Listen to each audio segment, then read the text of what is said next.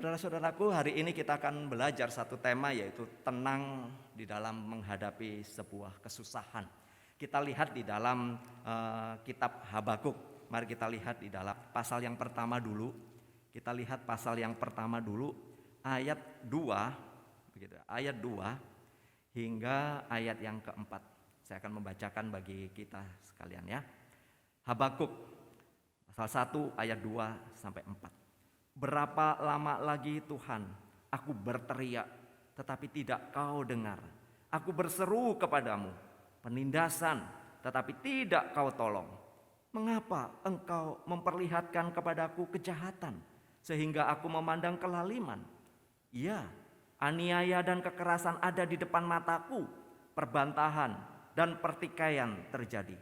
Itulah sebabnya hukum kehilangan kekuatannya dan tidak pernah muncul keadilan. Sebab orang fasik mengepung orang benar. Itulah sebabnya keadilan muncul terbalik. Mari kita lihat di dalam pasal 2 ayat 1 sampai ke 5. Saya membacakan. Aku mau berdiri di tempat pengintaianku dan berdiri tegak di menara. Aku mau meninjau dan menantikan apa yang akan difirmankannya kepadaku dan apa yang akan dijawabnya atas pengaduanku. Lalu Tuhan menjawab aku demikian. Tuliskanlah penglihatan itu dan ukirlah itu pada loh-loh, supaya orang sambil lalu dapat membacanya. Sebab penglihatan itu masih menanti saatnya, tetapi ia akan bersegera menuju kesudahannya dengan tidak menipu. Apabila berlambat-lambat, nantikanlah itu, sebab itu sungguh-sungguh akan datang dan tidak akan bertangguh. Sesungguhnya orang yang membusungkan dada tidak lurus hatinya, tetapi orang yang benar itu akan hidup oleh percayanya. Orang sombong dan khianat, dia yang melagak, tetapi ia tidak akan tetap ada. Ia mengatakan mulutnya seperti dunia orang mati dan tidak kenyang-kenyang seperti maut, sehingga segala suku bangsa dikumpulkannya dan segala bangsa dihimpunkannya. Terakhir kita lihat di dalam pasal 3. Mari kita melihat di dalam ayat yang ke-16. Ketika aku mendengarnya, gemetarlah hatiku, mendengar bunyinya menggigillah bibirku dan tulang-tulangku seakan kemasukan sengal, dan aku gemetar di tempat aku berdiri. Namun dengan tenang akan ku nantikan hari kesusahan yang akan mendatangi bangsa yang bergerombolan menyerang kami. Sekalipun pohon ara tidak berbunga, pohon anggur tidak berbuah, hasil pohon zaitun mengecewakan, sekalipun ladang-ladang tidak menghasilkan bahan makanan, kambing domba terhalau dari kurungan, dan tidak ada lembu sapi dalam kandang. Namun aku akan bersorak-sorak di dalam Tuhan, beria-ria di dalam Allah yang menyelamatkan aku. Allah Tuhanku itu kekuatanku. Ia membuat kakiku seperti kaki rusa. Ia membiarkan aku berjejak di bukit-bukitku. Sedemikian bagian firman Tuhan yang boleh kita baca. Nah, saudara-saudaraku, memang tadi saya mengatakan bahwa kita selalu bergumul setiap hari. Seakan-akan keadaan itu banyak tidak menentu. Saudara mungkin suka ikan salmon, beberapa di antara kita suka ikan salmon. Mungkin di antara kita tidak suka makan ikan. Tapi saudara tahukah ikan salmon itu adalah ikan yang saya mengatakan jenisnya begitu ya. Jenisnya adalah suka bermigrasi. Bermigrasi artinya dia bertelurnya itu di air tawar. Begitu. Tetapi kemudian setelah menetas, lalu kemudian ikan-ikan kecil ini akan kemudian menuju ke laut. Nah, biasanya mereka berada yang paling banyak adalah di daratan atau samudra Pasifik atau Atlantik. Dan biasanya kalau musim bertelur tiba, mereka akan kembali pulang.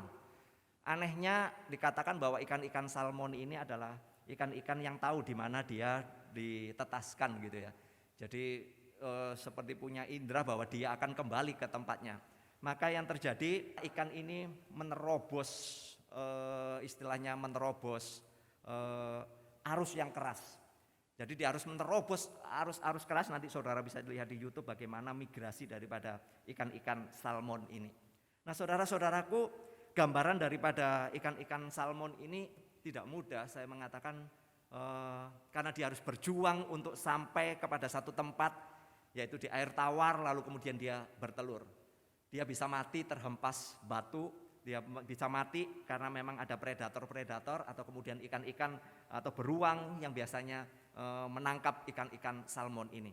Saya memakai gambaran ikan salmon ini adalah untuk menunjukkan, menggambarkan tentang hidup kita. Hidup ini saudara, saya boleh mengatakan penuh perjuangan. Saya mengatakan dengan penuh perjuangan bahwa setiap hari kita itu harus berjuang, kita itu harus memilih sebagai hidup orang beriman untuk mengandalkan Tuhan, atau sebaliknya kita itu malah mengandalkan kekuatan diri kita. Apakah di tengah-tengah perjuangan kita ini kita tetap percaya kepada kuasa Tuhan? Sekali lagi, di tengah-tengah kesulitan yang kita hadapi pada saat ini, apakah kita tetap memiliki satu kekuatan pengharapan di dalam Tuhan, atau sebaliknya kita sudah putus asa dan lelah untuk percaya kepada Tuhan? Kita tahu sampai hari ini kita masih berjuang dengan masalah COVID. Kita berjuang dengan masalah pekerjaan. Kita berjuang dengan masalah pandemi. Kita tahu bahwa keadaan ketika dinormalkan ternyata juga tidak menjadi normal. Di sini sudah cukup membuat kita kadang-kadang capek, membuat kita jadi lelah, membuat kita jadi putus asa. Saya tapi menemukan saudara-saudara banyak anak-anak Tuhan, justru sebaliknya ketika saya mendengar kesaksian-kesaksian lewat Zoom ataupun juga di dalam persekutuan-persekutuan, banyak orang yang memang mengalami satu kesulitan di tengah-tengah pandemi seperti ini. Namun bersyukurnya bahwa mereka tetap mengatakan bahwa saya tetap belajar untuk mengandalkan Tuhan. Saya tetap belajar untuk cinta Tuhan. Saya tetap belajar bagaimana saya di dalam perjalanan hidup saya ini tetap berjuang karena ada Tuhan yang bersama dengan saya. Memang seringkali ketika kita bergumul, mungkin teman-teman yang ada di Bali, kita ada di Denpasar yang hidupnya bergantung kepada sepenuhnya kepada pariwisata. Kita akan bertanya, sampai kapan nih COVID ini selesai? Sampai kapan kemudian Bali dibuka kembali? Kita tidak pernah tahu sampai kapan. Saudara, kita tidak pernah mengerti bahwa tempat di mana kita tinggal ini, saudara-saudara, benar-benar mengalami sebuah pergumulan tersendiri bagi Provinsi Bali khususnya. Saudara, kita tidak pernah mengetahui apa yang akan terjadi di depan. Kita tidak pernah mengetahui apa yang terjadi dengan hidup kita. Namun kita, saudara-saudara, harus meyakini satu hal, bahwa Allah mengizinkan sesuatu terjadi agar kita dapat menyadari keterbatasan diri kita. Ini benar-benar terjadi bukan saudara hanya karena masalah virus kecil, semua dunia porak-poranda. Ini menyadarkan tentang siapa kita yang sesungguhnya. Dan kita juga ingat bahwa Allah adalah Allah yang berdaulat. Allah adalah Allah yang tetap memegang kendali sampai hari ini. Bahkan Allah tetap bekerja. Sesungguhnya saudara, ketika kita menyadari banyak orang yang kemudian dipanggil oleh Tuhan. Banyak orang yang kemudian meninggal mungkin karena terpapar COVID. Banyak orang yang kemudian saudara-saudara mengalami penderitaan. Tetapi kita melihat saudara bahwa sesungguhnya saya dan saudara pada akhirnya juga mengalami satu situasi, satu kondisi berada di bawah, titik paling bawah. Kita pernah mengalami saudara mungkin rasa sakit. Ketika kita sakit kita bertanya, Tuhan apakah ini memang waktunya saya akan meninggal? Pernah gak saudara pernah waktu sakit berpikir begitu? Iya, saudara pada waktu sakit saudara tiba-tiba kita akan berpikir bahwa apakah ini adalah ending daripada hidup saya? Apalagi kemudian saudara dikatakan, waduh saudara terpapar misalnya COVID. Saudara, lalu kemudian saudara berpikir, waduh inilah mati nih, begitu ya. Atau saudara-saudara mungkin mengalami satu pergumulan dengan pekerjaan, lalu kemudian ini dah habislah sudah. Hancurlah sudah kehidupanku. Saudara, kita bisa bertanya-tanya seperti itu. Tetapi kita ingat saudara-saudara bahwa Allah adalah Allah yang tetap memegang kendali. Allah tetap saudara menginginkan kita tetap belajar, bersandar, dan kita tetap mengupayakan apa yang memang kita bisa upayakan. Dan inilah saudara-saudara yang luar biasa bahwa Alkitab menunjukkan kepada kita satu realitas kehidupan yang memang benar-benar terjadi. Alkitab menunjukkan satu sejarah kepada kita bahwa kebenaran Allah yang Allah sampaikan itu adalah menguatkan iman orang-orang percaya pada zamannya. Sekali lagi, Tuhan menguatkan iman orang-orang percaya di zamannya. Apakah berlaku juga untuk saya dan saudara di zaman ini? Iya. Allah tetap bekerja sampai hari ini. Firman-Nya tetap berkuasa sampai hari ini. Mari saudara saya tunjukkan tentang konteks kita di dalam kitab Habakuk. Karena ini berbicara tentang sejarah, tentang konteks zaman di dalam Habakuk. Saudara, Habakuk bertanya di dalam pasal 1. Tuhan, kenapa ini negara kami ini akan dihukum oleh bangsa asing? Begitu. Gini ceritanya. Bangsa Yehuda adalah bangsa yang berdosa kepada Tuhan. Oke? Karena berdosa kepada Tuhan, maka Tuhan akan menghukum bangsa Yehuda. Nah, biasanya Tuhan langsung intervensi langsung kepada bangsa itu. Ya, misalnya bangsa atau umat Israel yang berdosa langsung Tuhan hajar. Langsung Tuhan hajar begitu. Tapi kali ini di dalam konteks kitab Habakuk kita mendapati bahwa umat Yehuda, umat Tuhan akan dihukum oleh bangsa lain. Apa yang terjadi pada waktu itu? Kita lihat saudara. Mengapa Tuhan justru memakai bangsa Babel untuk mendisiplin umat Yehuda, umatnya? Kenapa? Tidak intervensi langsung. Kenapa Tuhan tidak hajar langsung, tapi pakai Babel? Kita lihat dulu nih dalam sejarah perkembangan zaman pada waktu itu bahwa Allah senantiasa bekerja, Allah senantiasa juga menyatakan kemuliaannya di dalam waktu-waktu tertentu. Saudara, kemuliaan Allah itu selalu terjadi. Pada tahun 608 sebelum Masehi, Babel itu adalah menjadi negara adikuasa pada waktu itu. Pada zaman itu, tahun itu. Babel mampu mengalahkan bangsa-bangsa lain yang ada di muka bumi, yang memiliki kekuatan militer yang luar biasa. Dan saudara yang luar biasa, Mesir yang pada waktu itu memiliki kekuatan perang, artileri yang paling kuat pada waktu itu. Mesir dikalahkan oleh Babel. Sehingga Babel benar-benar menguasai wilayah. Yang kalau saudara lihat di dalam bagan peta itu saudara, itu perluasan wilayah yang dimiliki oleh Babel pada waktu itu. Nah, pada tahun 597 sebelum Masehi, Babel kemudian menyerang Yerusalem. Saudara-saudara, penyerangan pertama ini saudara-saudara tidak terlalu frontal. Maka beberapa nabi, kalau kita melihat di dalam bagian ini, orang-orang Yehuda ditawan, dibawa ke Babel, begitu. Nah, saudara-saudara, tetapi kemudian situasi semakin memburuk, yaitu sekitar tahun 586 sebelum Masehi. Maka disinilah Babel benar-benar menjadi orang yang bengis. Lalu kemudian saudara, bait Allah yang megah itu di Yerusalem dihancurkan dan dibakar. Dan semua penduduknya ditawan menuju Babel. Dan disinilah saudara-saudara, keluhan daripada Nabi Habakuk, kalau kita melihat bahwa Nabi Habakuk itu adalah melihat apa yang terjadi sekitar 610 sampai dengan 605 sebelum Masehi. Jadi dia, saudara-saudara, melihat bagaimana nanti bangsanya di mana dia tinggal, bangsanya akan dilumpuhkan, diserang oleh Babel. Nah, Tuhan di dalam pasal 2 kita melihat dia diberikan penglihatan apa yang akan terjadi dengan bait Allah, apa yang terjadi dengan orang-orang Yehuda. Ini sebuah kengerian saudara. Maka di dalam pasal 1 dia berteriak, terjadi kelaliman, penindasan, kami sudah berdoa. Kenapa Tuhan? Kenapa engkau memakai bangsa lain untuk menghukum kami? Kenapa Tuhan? Kenapa? Itu pertanyaan yang terjadi.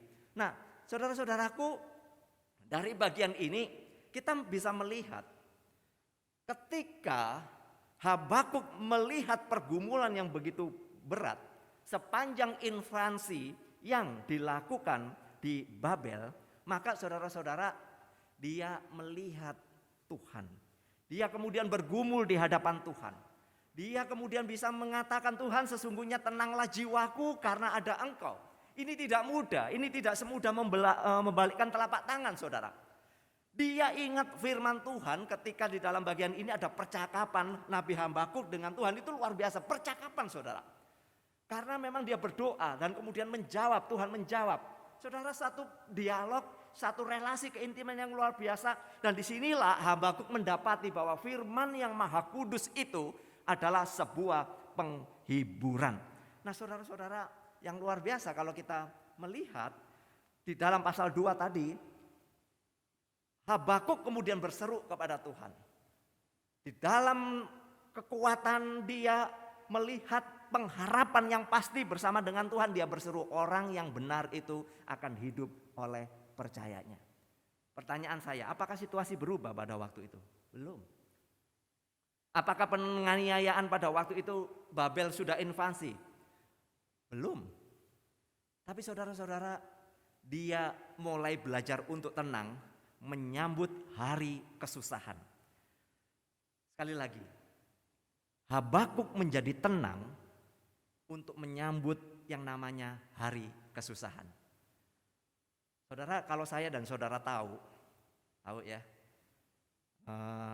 kan kita pernah mengalami satu kondisi di dalam tubuh kita, entahkah mau dioperasi atau kemudian dianalisis ya, artinya diperiksa. Saudara, ketika kita datang ke dokter, misalnya lalu kemudian dokter mengatakan, wah ini harus dioperasi misalnya, oh ini misalnya harus dibiopsi misalnya begitu ya. Saya mau tanya, kalau saudara mendengar kalimat itu diucapkan kepada saudara, kira-kira saudara mau jawab apa? Saudara mengatakan, puji Tuhan, amin. Begitu? Saya yakin enggak? Atau saudara ketika datang di kantor, kerja sama orang, lalu kemudian pimpinan saudara mengatakan, terima kasih kamu sudah selama ini join dengan saya bekerja, tapi maaf untuk mulai minggu depan kamu tidak bekerja lagi di tempat ini. Gimana?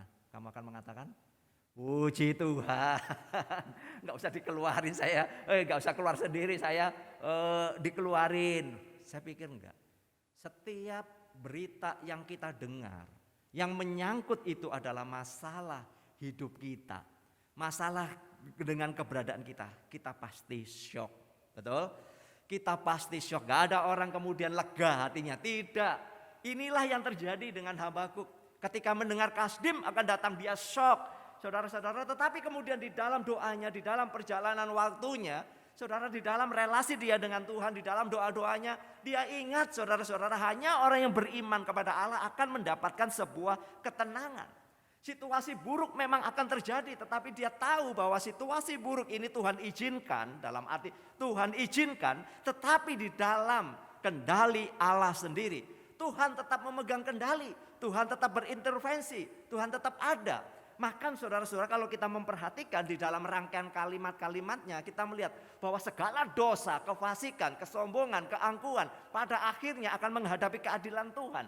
Ini bisa ditujukan kepada orang Yehuda yang memang berdosa kepada Tuhan akan dihakimi oleh Tuhan. Tetapi juga ditujukan kepada bangsa Kasdim sendiri, yaitu bangsa Babel sendiri yang menjadi kekuatan pada waktu itu. Tuhan berkata, kekuatan Babel itu tidak akan ada apa-apanya. Kelak pada waktunya Babel akan dihancurkan. Dan sejarah mencatat saudara, pada akhirnya juga Babel akan dihancurkan. Kekuatan yang besar yang menguasai dunia pada waktu itu juga dihancurkan. Inilah menunjukkan bagaimana keadilan Allah dinyatakan. Namun saudara, firman Tuhan di dalam bagian ini kita melihat orang-orang yang terus setia kepada Tuhan. Mereka yang beriman kepada Tuhan, mempercayakan hidupnya kepada Tuhan. Merekalah yang benar-benar merasakan ketenangan. Karena mereka ada di dalam naungan Tuhan.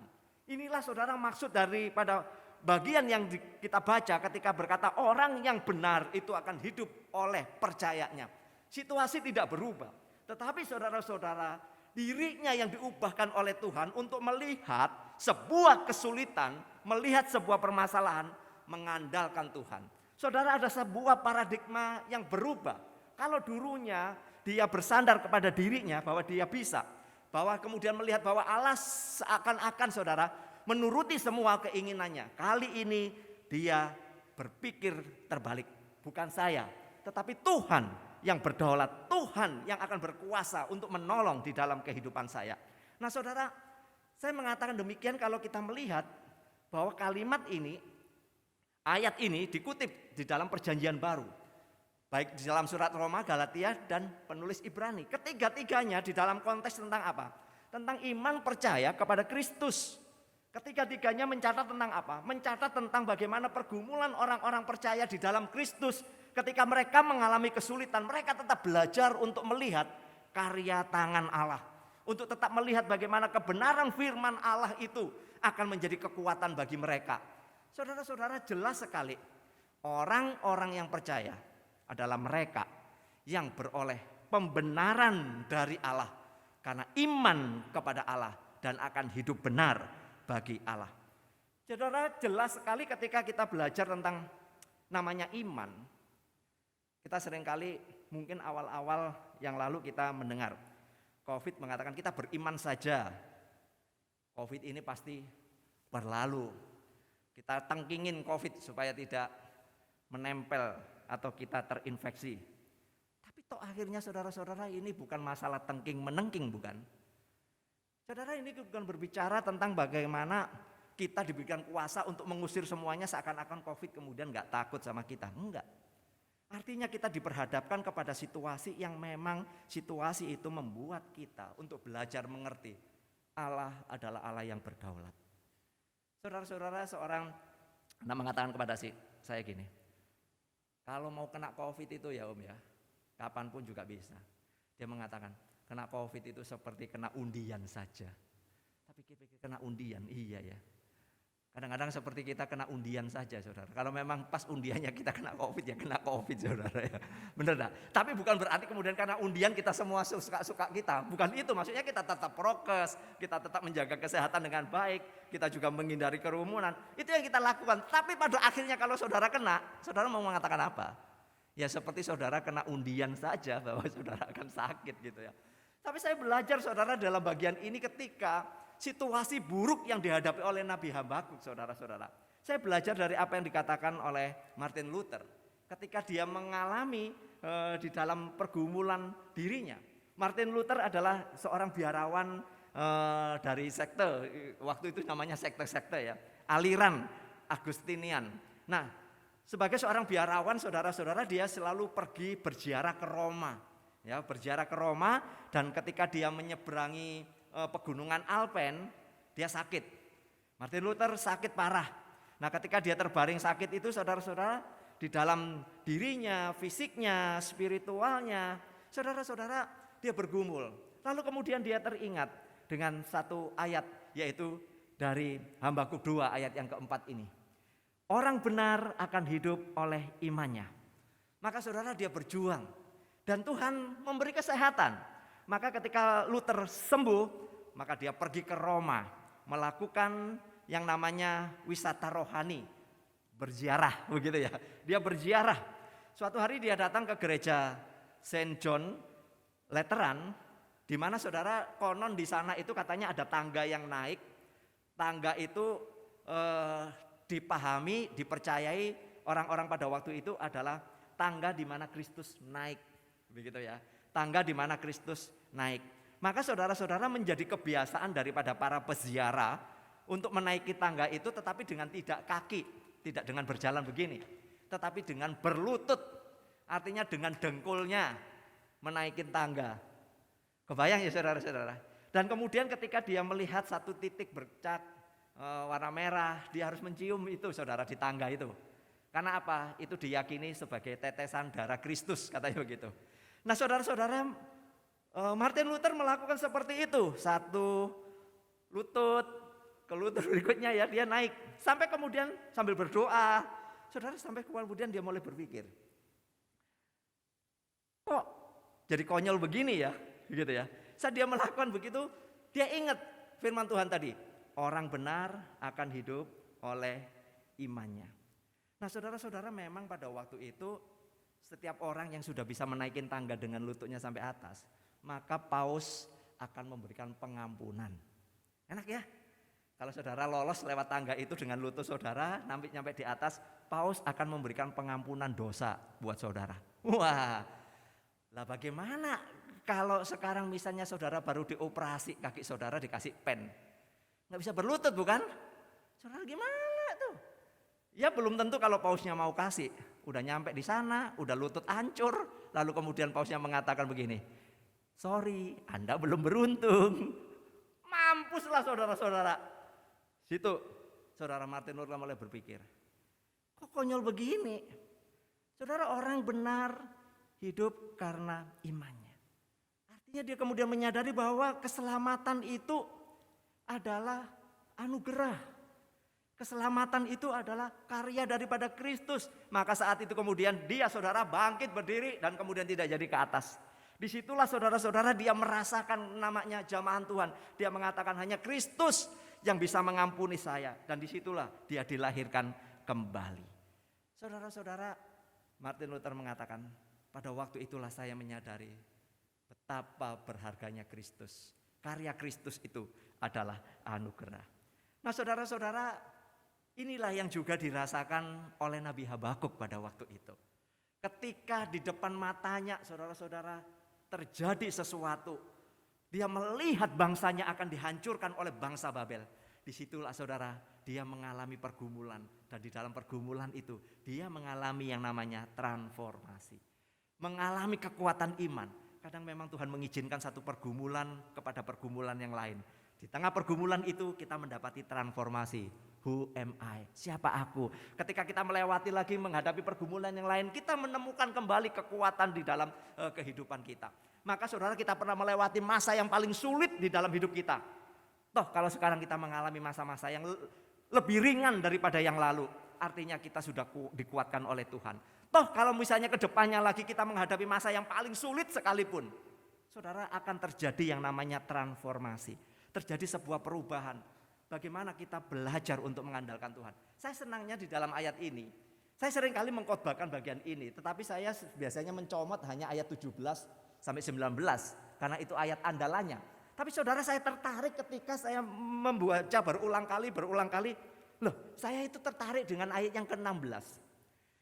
Saya baru saudara, ini sekian lama ya jadi pendeta. Baca. Tetapi Tuhan kemudian menunjukkan satu ayat sebelum ayat 17. Karena ayat 17 itu menjadi satu luapan imannya, menjadi satu keyakinan imannya. Karena ada ayat yang ke-16. Saudara dikatakan begini ya. Ketika aku mendengar, gemetarlah hatiku, mendengar bunyinya, menggigillah hatiku, bibirku, tulang-tulangku seakan kemasukan sengal. Ini dia ketakutan luar biasa. Aku gemetar di tempat aku berdiri. Namun, nah ini saudara, saya berulang kali membaca. Namun aku dengan tenang. Namun dengan tenang akan kunantikan hari kesusahan. Saya kaget, saya ulangi lagi saudara baca. Dengan tenang akan kunantikan hari kesusahan. Hah? Dengan tenang kunantikan hari kesusahan. Saudara, ayat ini bukan main-main. Gimana bisa ngomong dengan tenang akan kunantikan hari kesusahan. Seperti tadi ketika saudara check up, lalu dokter mengatakan ini harus diambil tindakan, saudara akan deg-degan, betul enggak? Saudara takut. Saudara, tapi firman Tuhan mengatakan ini, dengan tenang kunantikan hari kesusahan. Waduh, kok bisa ya? Lalu kemudian dinyatakan dengan pernyataan iman di dalam ayat 17, sekalipun pohon ara, domba, dan selanjutnya itu sebuah pernyataan iman yang luar biasa. Karena saudara, dia sudah tenang menghadapi kesusahan yang akan dihadapinya. Nah ini kan gak gampang saudara. Gak gampang. Saudara-saudara, kalimat ini saya langsung gali. Saya kepengen tahu apa sih yang dituliskan di dalam kalimat ini. Kenapa sih muncul ayat 17 sampai 19 dalam arti kenapa dia memiliki keyakinan itu. Kenapa dia mengatakan akan kusambut dengan tenang hari kesusahan itu. Dengan tenang. Ternyata saudara itu diterjemahkan to rest. To rest itu saudara-saudara istirahat dengan nyaman. Bukan sekedar capek, capek. Bukan. Tapi dia istirahat dengan nyaman. Di situ terkandung arti ketenangan. Berdiam di dalam ketenangan atau tinggal menetap dengan sabar. Itu yang terjadi saudara. Nah ini kondisinya kan negaranya mau diserang. Tapi kenapa dia bisa rest? Kenapa dia bisa tenang? Saudara-saudara, hal itu dikunci dengan penutup daripada ayat 19. Allah Tuhanku dan kekuatanku. Inilah kuncinya, bahwa kekuatan itu bukan karena dirinya. Dengan tenang akan kuhadapi kesusahan karena Tuhanku itu kekuatanku. Bagus ya. Dengan tenang ku hadapi kesulitan karena Tuhan Allah itu kekuatanku. Kata Ketenangan berpikir itu perlu sekali saudara untuk menyikapi sebuah keadaan. Dan itu saudara-saudara tidak mudah. Ketenangan berpikir itu terjadi kalau kita tahu kepada siapa kita percaya. Nah saudara-saudara, Benjamin Franklin pada waktu dia mendengar sekelompok orang selalu mengolok-olok Alkitab, dia dengan tenang menghadapi itu. Lalu suatu malam dia menemukan satu cara. Dia kemudian menjumpai orang-orang yang membenci ini pada waktu dia ada di Paris. Dia datangi kelompok-kelompok ini. Lalu dia ngobrol dengan mereka, lalu dia berkata demikian. Aku punya puisi kuno yang sangat indah. Lalu saudara-saudara, Benjamin Franklin membacakan dari Habakuk 3 ayat 17 sampai 19. Dibacain saudara. Lalu semua pendengarnya, orang-orang yang mengecam Alkitab itu saudara, tanya, wih itu puisi langka yang begitu luar biasa indahnya. Kamu dapatnya dari mana? Kamu memperolehnya dari mana? Benjamin Franklin mengatakan, itu ada di dalam Alkitab Habakuk 3. Bukalah Habakuk 3. Saudara-saudara, saya pikir bahwa kadang-kadang kita itu panik sebelum sesuatu terjadi. Itu wajar. Tapi pada waktu kita berpikir dengan logis bahwa Tuhan adalah sumber kekuatan kita, maka kita akan belajar untuk tenang. Kita percaya kepada Allah yang hidup.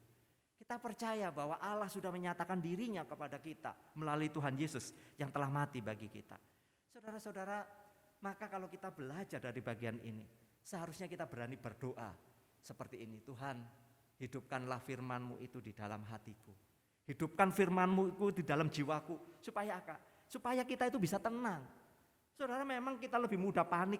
Ada banyak hal yang panik saudara. Tetapi kalau kita belajar untuk percaya kepada Tuhan, mengandalkan Tuhan, kita akan hadapi kesusahan itu dengan tenang. Karena apa? Menghidupi firman Tuhan itu tidak mudah.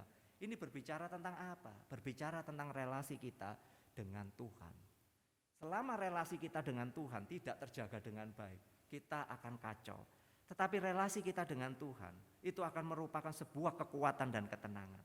Maka saudara-saudara, mungkin saudara saat ini benar-benar pusing dengan informasi-informasi yang begitu banyak yang kita terima lewat WhatsApp. Tapi saudara, satu firman Tuhan yang menguatkan saya adalah bahwa Tuhan berkata di dalam Filipi 4 ayat 6 dan 7. Jangan kamu khawatir tentang apapun, tetapi naikkan semuanya itu, nyatakan itu dalam keinginanmu kepada Tuhan di dalam doa. Di dalam doa permohonan dengan ucapan syukur, karena disitulah damai sejahtera Allah yang melampaui segala akal akan memelihara hati dan pikiranmu. Ini loh saudara, menghadapi situasi itu memang gak mudah. Situasi yang kita hadapi sangat sulit. Ada satu buku kuno saudara-saudara, saya kemarin ketika membaca artikel ini saya cari saudara, iya penulisnya bernama Hannah Hannards gitu ya, Hannards. Dia menuliskan satu kisah seperti Hinds Feet on High Places. Ini seperti John Bunyan yang menuliskan tentang perjalanan musafir itu ya saudara. Tetapi saudara-saudara, ini kisah seorang gadis yang kemudian dia di dalam perjalanan hidupnya yang bernama Much Afraid. Perjalanan hidupnya itu penuh dengan keraguan, penuh dengan ketidakpastian. Saudara, banyak pergumulan, tetapi kemudian jalan hidupnya yang sedih ini saudara, jalan hidupnya yang sangat susah ini saudara, dia terus berjalan. Dia terus mendaki sampai kemudian dia mendapati bahwa di dalam perjalanan hidupnya yang paling sulit, yang membuat dia menderita, dia melihat ada Tuhan yang selalu menjadi kekuatan. Nanti saudara boleh search, kan cepat ya carinya ya, Hannah Hannard atau Hinds Feet on High Places. Saudara akan bisa membaca perjalanan kisah-kisah ini, sangat menarik. Ini adalah dia mengambil daripada Habakuk 3 itu. Nah saudara, saya coba menutupnya dengan kembali lagi tentang si Salmon ini saudara. Nah kali ini hidup ya saudara, Salmonnya. Saudara, nah apa yang terjadi dengan Salmon ini? Awal Salmon, migrasi, sekarang Salmon. Nah, suatu kali nelayan-nelayan di Jepang, saudara-saudara, bingung bagaimana memberikan salmon ini tetap fresh. Ketika dia menangkap salmon di laut, dia kasih es. Tapi nyampe di darat nggak se-fresh, kurang bagus Mas Yan. Lalu dia mencoba berpikir bahwa seandainya ikan ini bisa hidup sampai di darat, sampai di pantai, alangkah baiknya. Lalu dia buat kapalnya dikasih air laut, saudara ditatas, ikan yang ditangkap salmon dimasukkan. Namun saudara-saudara nyampe di pantai, ternyata banyak salmon juga yang mati. Lalu dia berpikir gimana caranya ya salmon-salmon ini tetap boleh hidup. Maka saudara-saudara satu-satunya dia mencoba memasukkan anak hiu. Anak hiu, bukan hiu yang besar, nanti kan orangnya ditangkap. Anak hiu saudara dimasukkan di dalam penampungan ikan-ikan salmon yang ditangkap itu. Dan anehnya saudara, ketika nyampe di pantai, salmon-salmon ini banyak yang hidup. Lebih banyak yang hidup saudara-saudara. Pikir-pikir kenapa ya? Saudara kenapa ikan salmon ini bisa hidup? Ya karena dia takut sama hiu, betul? Iya, karena takut sama hiu jadi berenang terus saudara, kejar-kejaran terjadi di dalam air itu. Saya pikir kadang-kadang kita itu saudara-saudara mungkin harus ditempatkan hiu di dalam kehidupan kita. Hiu-hiu kecil, hiu-hiu masalah kehidupan, dan saat ini hiunya itu COVID bukan? Ya saudara, hiunya COVID sekarang itu. Kesimpulannya adalah saya dan saudara, iman kita harus terus bergerak. Harus terus percaya kepada Tuhan, dan kita percaya kepada kedaulatan Tuhan. Tuhan mengizinkan sesuatu terjadi, dan Tuhan sesungguhnya memberi kita kekuatan untuk melewatinya. Iman kita akan menjadi hidup, saudara, tatkala kita berani menerapkan iman itu di dalam kehidupan kita, khususnya di saat-saat kita mengalami banyak kesusahan. Sekali lagi, mungkin kita hari ini sehat, besok juga nggak tahu. Hari ini usaha lancar, besok juga nggak tahu. Hari ini mampet, hari ini sumpek, tapi besok ada keluar sukacita. Mungkin sebentar kita pulang dari tempat ini kita sudah mendapatkan berkat yang lain yang Tuhan boleh berikan. Amin. Saudara-saudara, tetapi hal yang paling saya rindukan adalah mari kita terus bergerak dalam iman kita. Karena kuasa dan kedaulatan Tuhan menyertai kita.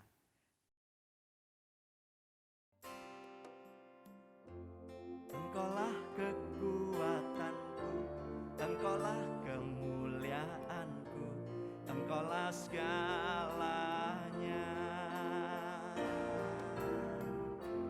Engkau permata yang indah, takkan pernah ku lepaskan, Engkaulah segalanya.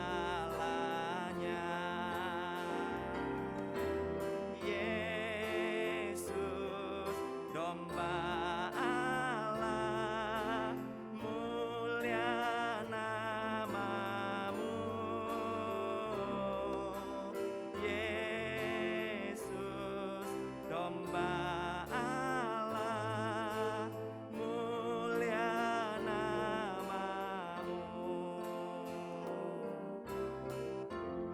hapus segala dosaku, segala celah dan maluku, Engkaulah segalanya. Saat jatuh kau angkatku, saat haus kau penuhiku, Engkaulah segalanya. Yesus, domba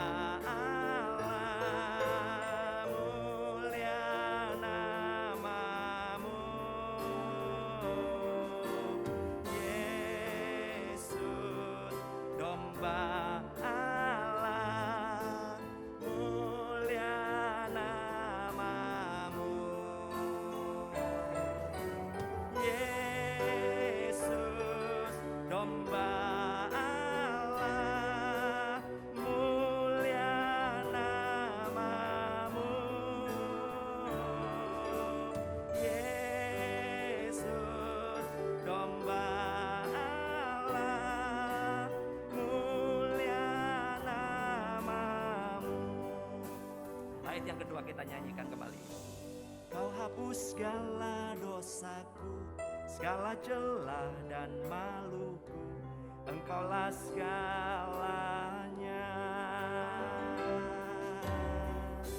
Saat jatuh kau angkatku, saat haus kau penuhiku, segalanya.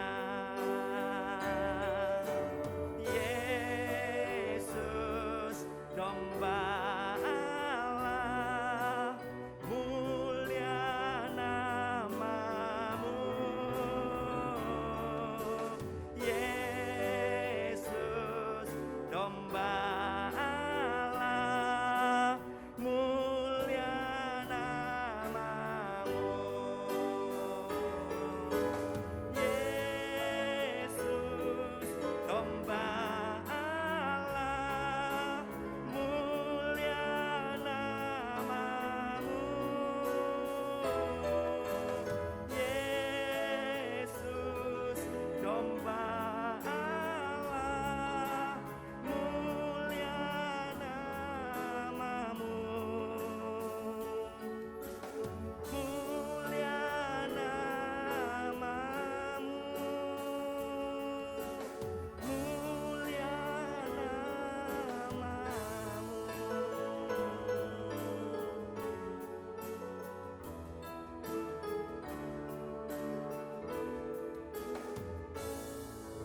kekuatan kami Tuhan.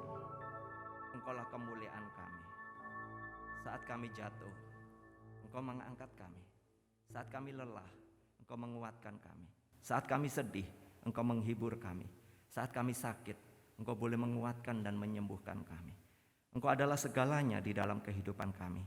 Karena Engkau pernah datang ke dalam dunia untuk merasakan, mengalami semua penderitaan yang terjadi di dalam kehidupan kami. Terima kasih kami memiliki Allah yang hidup, yang menjadi sumber kekuatan bagi kami. Terpujilah Engkau. Di dalam nama Tuhan Yesus Kristus, kami serahkan kebenaran firman Tuhan yang kami baca dan kami renungkan pagi ini. Amin. Kiranya berkat ini menolong kita untuk menjalani hari-hari kita.